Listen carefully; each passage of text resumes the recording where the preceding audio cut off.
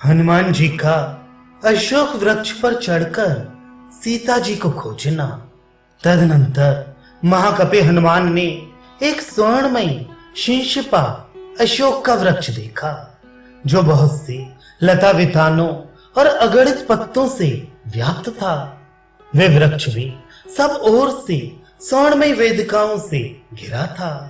इसके सिवा उन्होंने और भी बहुत से खुले मैदान, पहाड़ों, झरनों और अग्नि के समान दीप्तिमान स्वर्णमय वृक्ष देखे। उस समय वीर महाकपि हनुमान जी ने सुमेरु के समान उन वृक्षों की प्रभा के कारण अपने को भी सब ओर से स्वर्णमय ही समझा। वे स्वर्णमय वृक्ष समूह जब वायु के झोंके खाकर हिलने लगते, तब उनसे सैकड़ों घुंघरुओं के बजने की सी मधुर ध्वनि होती थी। वह सब देखकर हनुमान जी को बड़ा विस्मय हुआ। उन वृक्षों की डालियों में सुंदर फूल खिले हुए थे और नए नए अंकुर तथा पल्लव निकले हुए थे, जिससे वे बड़े सुंदर दिखाई देते थे।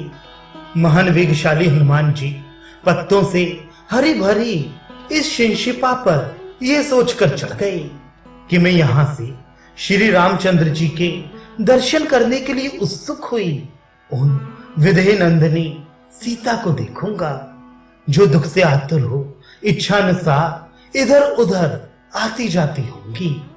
दुरात्मा रावण की ये अशोक वाटिका बड़ी ही रमणीय है।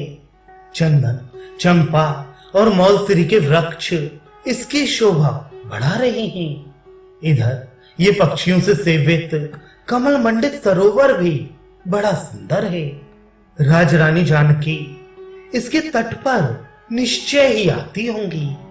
रघुनाथ जी की प्रियतमा राजरानी रामा सती साध्वी जानकी वन में घूमने फिरने में बहुत कुशल हैं। वे अवश्य इधर आएंगी, अथवा इस वन की विशेषताओं के ज्ञान में निपुण मृग शावक नयनी सीता आज यहाँ इस तालाब के तटवर्ती वन में अवश्य पधारेंगी, क्योंकि वे रामचंद्र जी के वियोग की चिंता से अत्यंत दुबली हो गई होंगी और इस सुंदर वन स्थान में आने से उनकी चिंता कुछ कम हो सकेगी। सुंदर नेत्रों वाली देवी सीता भगवान श्री राम के विरह शोक से बहुत ही संतप्त होंगी। वनवास में उनका सदा ही प्रेम रहा है, अतः वे वन में विचरती हुई इधर अवश्य आएंगी। श्री राम की प्यारी पत्नी सती साध्वी जनक नंदिनी सीता पहले निश्चय ही वनवासी जंतुओं से सदा प्रेम करती रही होंगी, इसलिए उनके लिए वन में भ्रमण करना स्वाभाविक है। अतः यहाँ उनके दर्शन की संभावना है ही। यह प्रातः काल की उपासना का समय है। इसमें मन लगाने वाली और सदा 16 वर्ष की सी अवस्था में रहने वाली अक्षय यौवना जनक कुमारी सुंदरी सीता सांध्यकालिक उपासना के लिए इस पुण्य सलिला नदी के तट पर अवश्य पधारेंगी। जो राजा धीराज श्री रामचंद्र जी की समादरणीय पत्नी है, उन शुभ लक्षणा सीता के लिए यह सुंदर अशोक वाटिका भी सब प्रकार से अनुकूल ही है।